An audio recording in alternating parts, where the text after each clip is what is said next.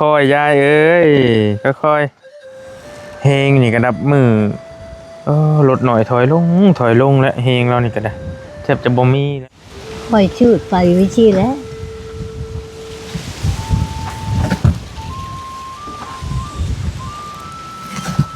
กระเทิบแข้งขาในแห้งเจ้าอยู่ที่ซื้อแห้งคิดเต็กอย่าเราล่มกับมันนะโลเด้อยายเด้อกับไข่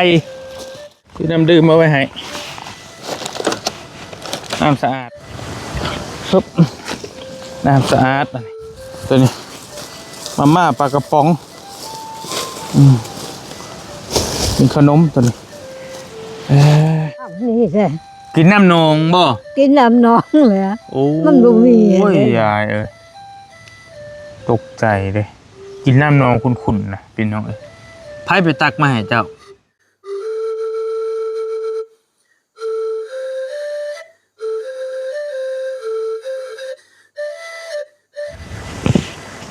สบายดียายเอ้ยยาย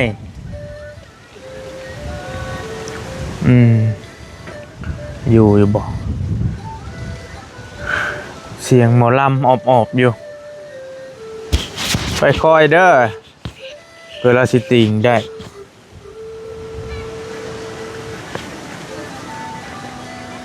ยายเอ้ย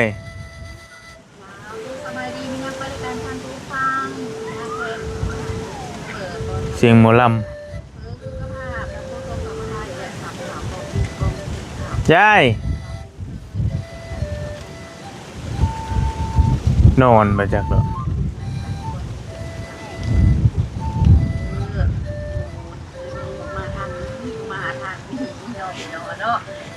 คือสมอยสมีอยู่ยายเอ้ยยายโดยลูกมาหาเขานี่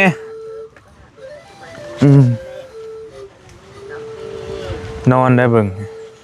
ทักทายสบายดีพี่น้องบอลลี่มาหาคุณยายเพิ่นก่อนเนาะบ่ได้มาหาเราแต่ดนเลยเด้อยายชราที่เราอยู่คนเดียวจักเป็นแนวใดนี่บ่ได้มาเกือบเดือนแล้วบ่จ๊ะโอ้ยเป็นได้ใดเป็นได้ใดก็เจ็บนี่แหละโอ้ยฟังหมอลำบ่ฟังหมอลำอบอวบอยู่กินข้าวกินน้ำแล้วบ่กินแล้วโอ้ยยายเอ้ยไพ่เอาหมอลำมาให้ฟังอบอวบอยู่ชื่อนี่นะจะชื่อเอาพอจะเป็นหมูพอได้เป็นหมูโอ้ยเนาะกินข้าวกับยังกินข้าวกับน้ำไม้ดองกินข้าวกับน้ำไม้ดองโอ้ยมันเฮงสิบ่อันนั้นบ่ปิดแล้วในหมอลำจะปิดได้บ่เข้ายากไปจักบ่ยื้อถึงบ่ค่อยๆเด้อยายเด้อค่อยกระทับขึ้นพอดีบริซื้อข้าวคองนั่นแหละมาฝากเราก่อนเพราะว่าบ่ได้มาหาแต่ดนอะไรก็คือกระชื่อมาไว้ให้อยู่นั่นแหละแต่ดนอะไรก็คิดว่าคือสิเบิดแล้วแหละในอยากแนวกินเราก็ได้ก็เลยมีโอกาสก็เลยเข้ามาก่อนมื้อนี้ก็ได้นะพี่น้องเนาะปิดไว้หลอดย่ายยายชราที่เราอยู่คนเดียวได้พี่น้องคนเดียวดายบ่ฮู้เป็นแนวใดก็ยังอยู่พอไปพอมาอยู่เราก็ได้อยู่คนเดียวพี่น้องใส่เลยค่อยๆเด้อยายเด้อ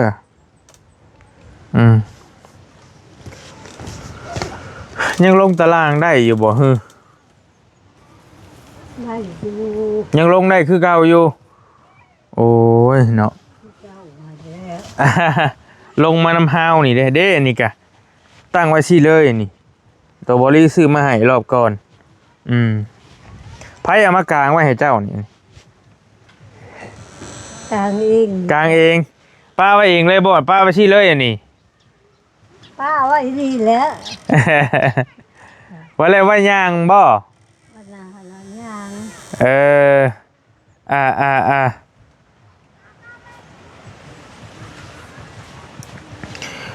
ตะกี้เราบ่มีเด้บ่เลยซื้อมาให้นี่1,000 กว่าบาทบ่ได้พี่น้องอย่างดีแบบพับได้เก็บได้ลงได้บ่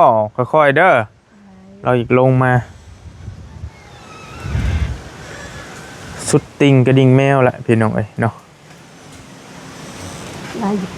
ไปนี่กันแล้วคอยจุดลง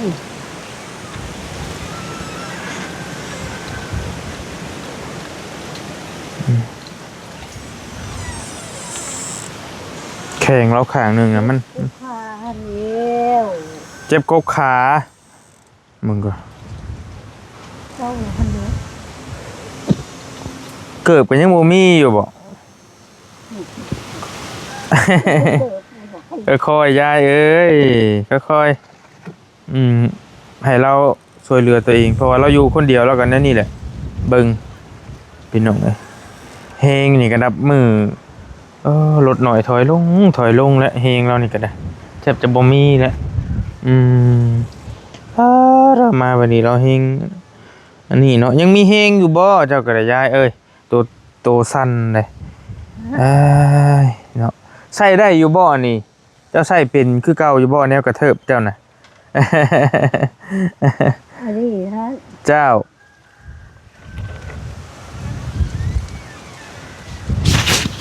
นี่แหละมันออกเลยกับว่าออก มีหยังออก เลยกับย่าง เจ้าค่ำอยู่บ่ออกกำลังกายบ่ ได้ ค่อยๆแล้วยายเด้อก็มาเห็นเราไปเราเฮงจอยเห็นน้องเอ้ยไผยับเองยับหยังมาให้เจ้าอันนี้ เขาตักมาให้ ไผตักมาให้เจ้า คนในบ้านนี่แล้ว โดยโอ้ยค่อยๆบ่มีน้ำใช้เลย บ่มีห้องน้ำใส่ บ่มี น้ำกินเจ้ายังอยู่บ่น้ำกิน หมดแล้ว น้ำกินก็เบิดแล้ว หมดแล้ว เอ้ยเนาะ แล้วก็น้ำใช้ให้เขาทักให้ โดยเป็นอะไรก็ว่ากันได้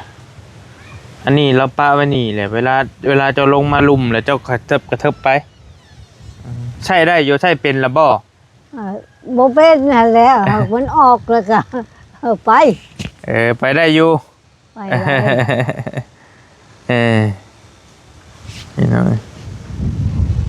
ออกก็ค่อยจับลาวมาพี่ก็ได้มานั่งอยู่ห่มพี่มาค่อยๆเด้อได้บ่มาได้อยู่บ่พอได้อยู่บ่หรือว่าอยู่นี้ล่มได้ย้ายเอ้ยไปนี่ตัวนั้นบ่ใช่บ่ตัวน่ะ ค่อยชืดไปวิธีแล้ว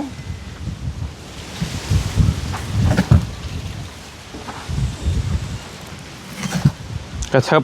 แข้งขาในแห้งเจ้าอยู่ที่ซื้อแห้งคิดเต็กอย่าเราล่มกับปันนะ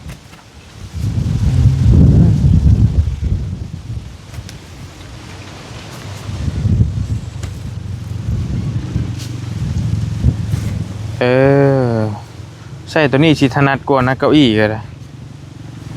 ใหญ่วิธีแล้วต่างตัวนั้น นางลงรถนางลงโอเคใช่ตังกับอันใดง่ายกว่ากันคือกัน เนาะใครเน่อยู่บ่หรือว่านักกว่าเก่าการ์ตูนกระโตก็ได้คือว่าโอ้ยเห็นเชื่อกับมันตอดยุบก็มี มันตอดยุบมันไปคือกันกับอาหารกับมีแต่ว่าถ้ามันบุมันเช่าเลยก็เช่าเจ็บแล้ว อันขานี่อันก็เจ็บเก่าเขาแล้วคือกันกับใหม่ทั้ง เจ็บคือ ไม่ออก เจ็บคือไม่ทางนี่ จ้า เออบ่ได้มีไผมาเยี่ยมมายามบ่ เอา โอ้มี คนในบ้านบอกจริงเองมาให้เจ้านี่ พี่ยังก็ เองตะกี้เจ้าคืออยู่พุ่นไผกิ่งมาให้เจ้า น้ำอะไรฮะองค์นี้ โดย เขาเอามา คนในบ้านนี้แล้วเขาเก่งมา มีคนเอามาให้ น้ำจ้า โอ้ย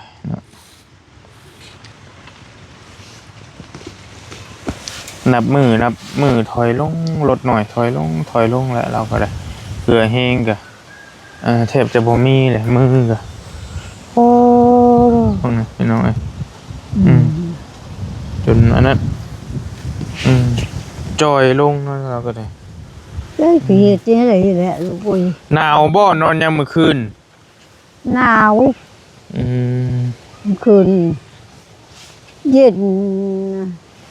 นึงเถือกับบลมก่อนหนาว โดย ลมให้กระเตกเลยหนาวหันเลย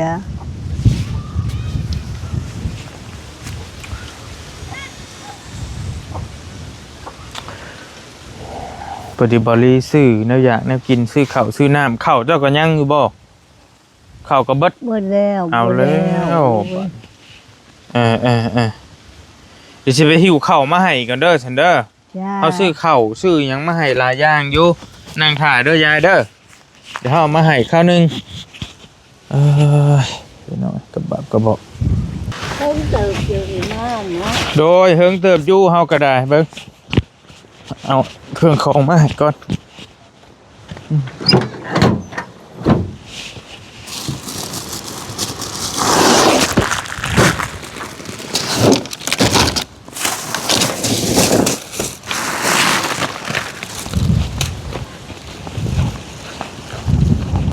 ซื้อข้าวมาให้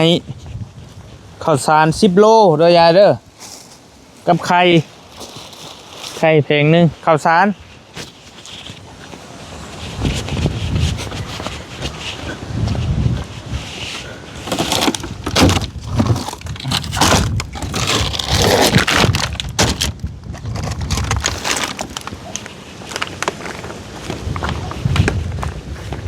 กับน้ำดื่มคือน้ำดื่มเอาไว้ให้น้ำสะอาด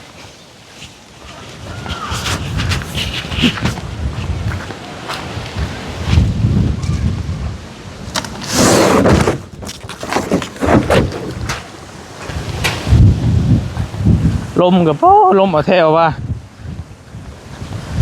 หนาวดับเบิลตี้แล้วเอาโดย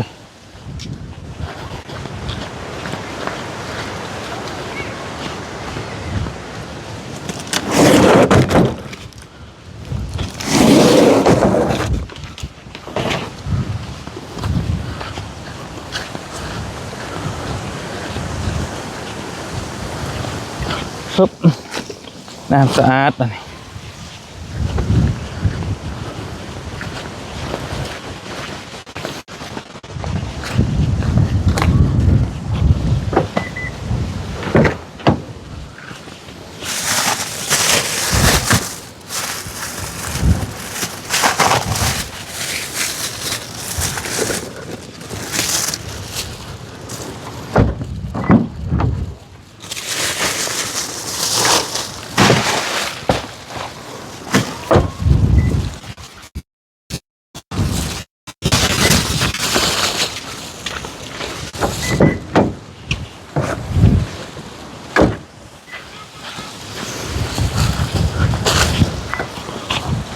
ตัวนี้เป็นมีเป็นนักกินตัวนี้มาม่าปลากระป๋องเป็นขนมตัวนี้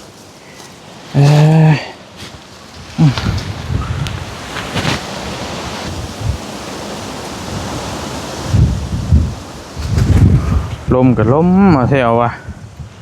ลึกไปเลย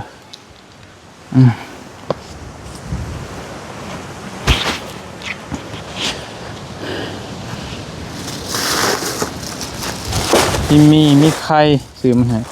ปลากระป๋องเด้อยายเด้อเอาไว้กินเด้อขนมอันนี้ขนมแล้วก็ซื้อโจ๊กมาให้แก๊สหนึงจักอยู่แล้วว่าโจ๊ก พี่เจ้าอะไร ไอ้ ให้ได้กิน เจ้าเอาน้ำห้อนใส่ แต่ว่า ต้มน้ำห้อนแล้วลวกใส่นี่เลย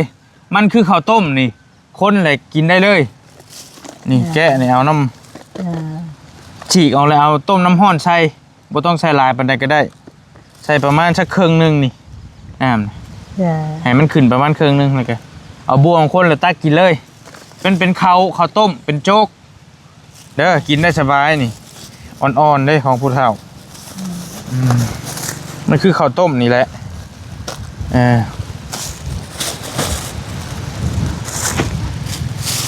อันนี้หมูปิ้งอันนี้สุกแล้วหมูปิ้งกับไข่ต้มนี่กินได้เลย ได้ได้ เดี๋ยวแล้วบ่แล้วจะกินเนาะ ได้เดี๋ยวกิน เดี๋ยวลืมซื้อนมมาให้เราทำกินบ่ขนมนี่กินเลยบ่ กินเบิ่งความเฮงเอาเบิดแล้วบ่ข้าวต้มขนมเจ้า หมดแล้ว เบิดเลยซื้อมาให้หลายอย่างกับข้าว10 โลมาให้เราพี่น้องเอ้ยอย่าเอ้ยอย่าบั่นปลายชีวิตเราพี่น้องเอ้ยอยู่นั่งรถบ่เป็นหยัง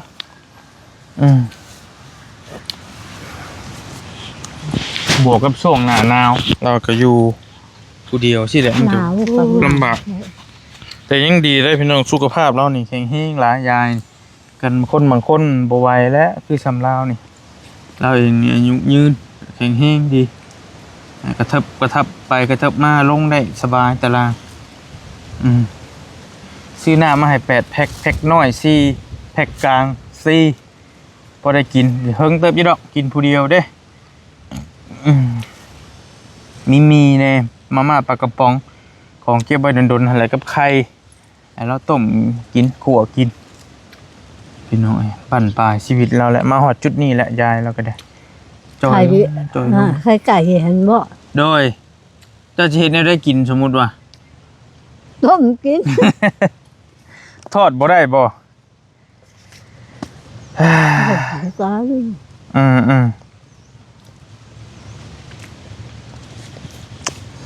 ก็บ่ได้มาดนเติบแล้วบอลี่ก็ได้เพราะว่าหลายทางไปหน้าไปหลังลบไปลบมาไปหันไปนี่อยู่ ฝ่ายลูกบ่มาบ่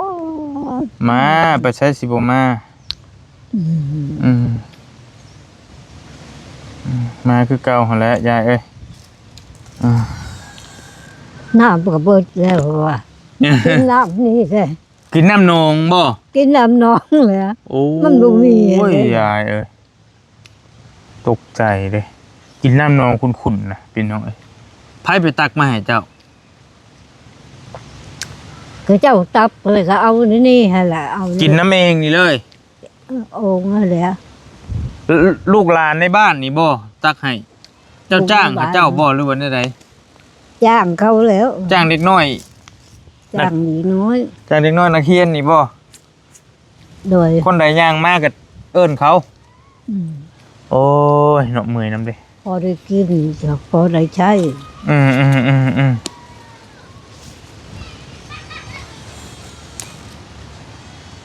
น้ำมันเบิดแล้วกินน้ำน้องเมื่อกี้ก็เฮาซื้อมาให้เราเลือกอยู่น้ำสะอาดให้เรากินสบายเด้พี่น้องเอ้ย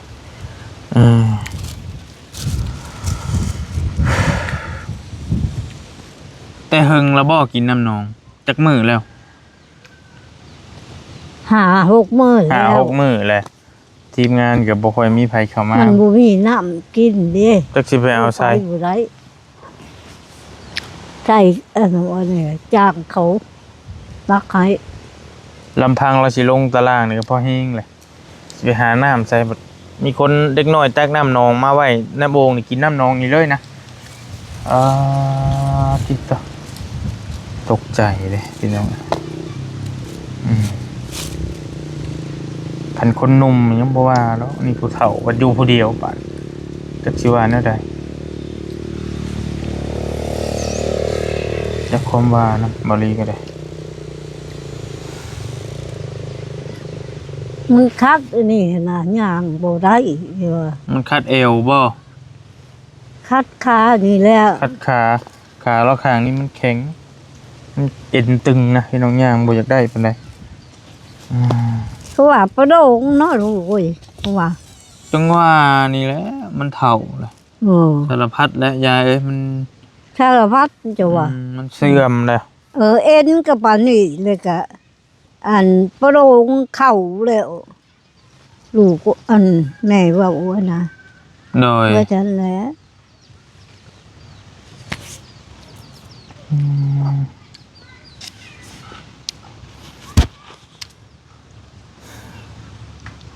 ช่วงหน้าหนาวเจ้ามันแห้งเข่งแล้วแข่งขาเจ้า คันว่าลมแห้งเจ็กจะว่าแค่ว่ามื้อนี้หาลมแล้วก็เจ็บขา อืม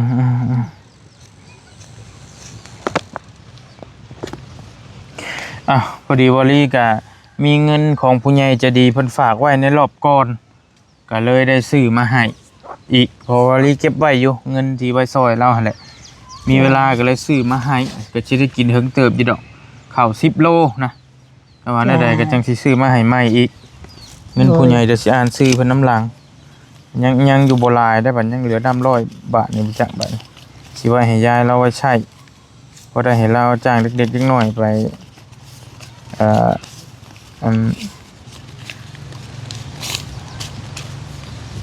ตักน้ำตักในพี่น้องรถมาบ่ได้มีไผมาก่อกวนบ่ได้มีไผมากวนที่นอนสบายอยู่ บ่ ใครอยู่ดอกไปมากวนดอก อยู่นี่แหละ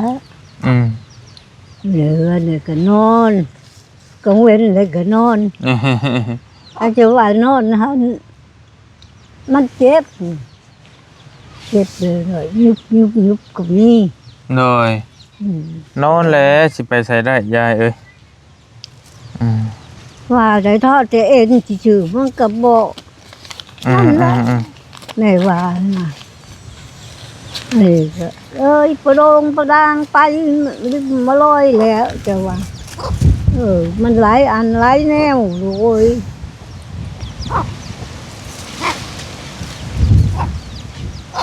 ดูได้ซ้ำเล่าเนี่ยก็ถือว่าเติบหนึ่งแล้วนะพี่น้องหูก็ได้ยินเปล่าเนี่ยตาเนี่ยก็ยังพอเบิ่งได้อยู่เห็นอยู่บ่รถเขาจอดเดียวไปเห็นอยู่สี่ยัง มียังแล้วพอเห็นแล้วอัน สีขาววะแม่นบ่สีขาว นี่ขาวแม่นแหละ แต่ขาวหันแล้ว โดยใครอยู่ยังเห็นสีขาวอยู่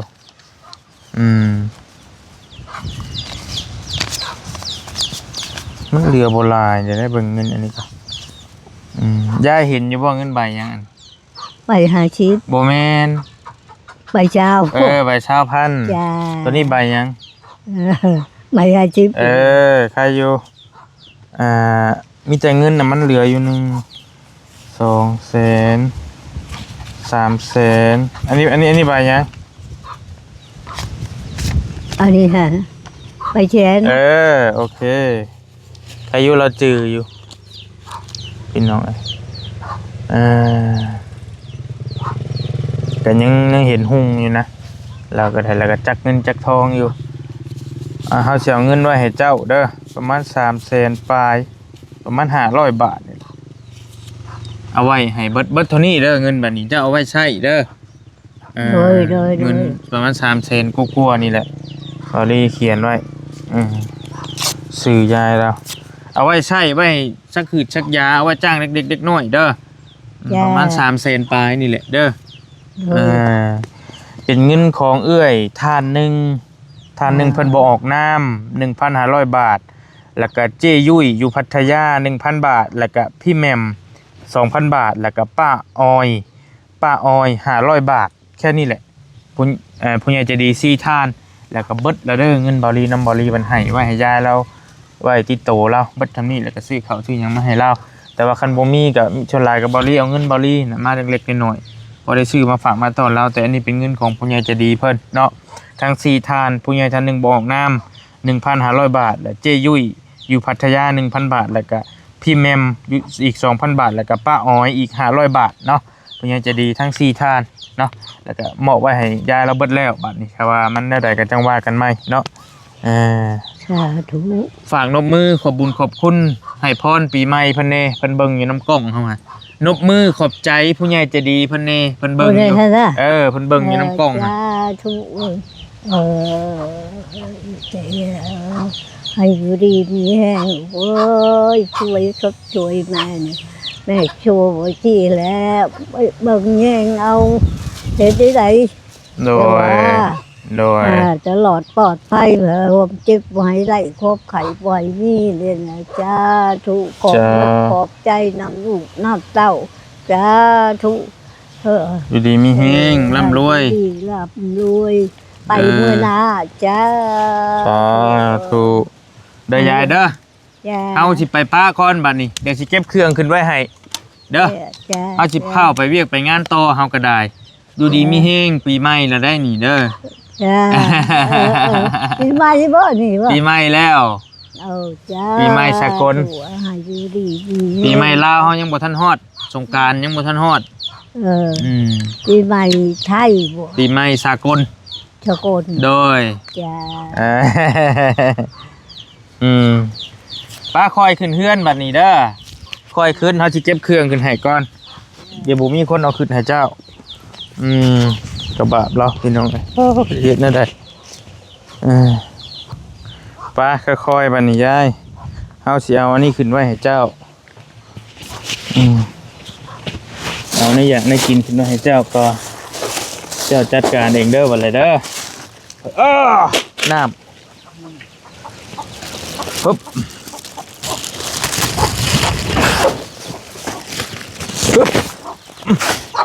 เอาข้าวสารนี่ก็ได้ปุ๊บ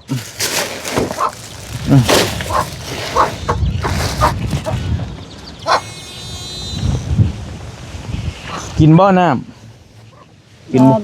บ่กินเนาะเราจะเก็บขึ้นไปให้โอเคโอ้กินน้ำนองปวดโตเราก็ได้เดี๋ยวยายเด้อ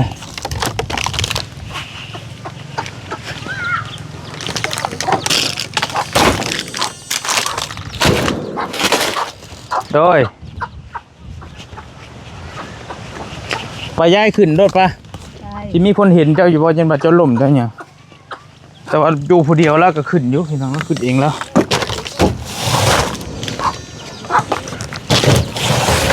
ไก่มันกินข้าวค่อย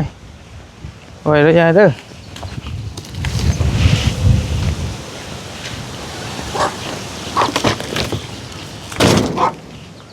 ปึ๊บ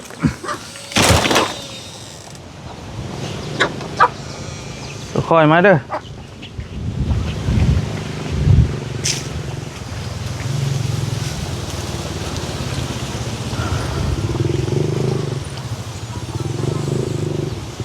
สั้นพี่น้องโตจนสั้น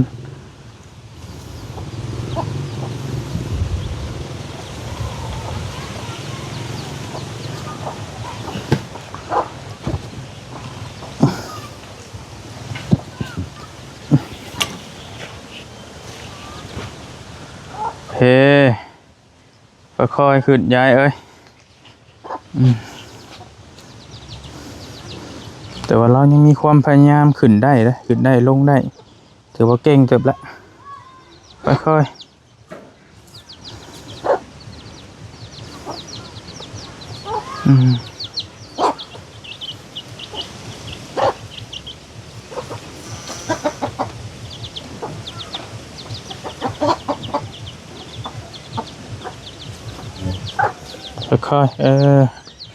เก่งแล้วนี่ก็ได้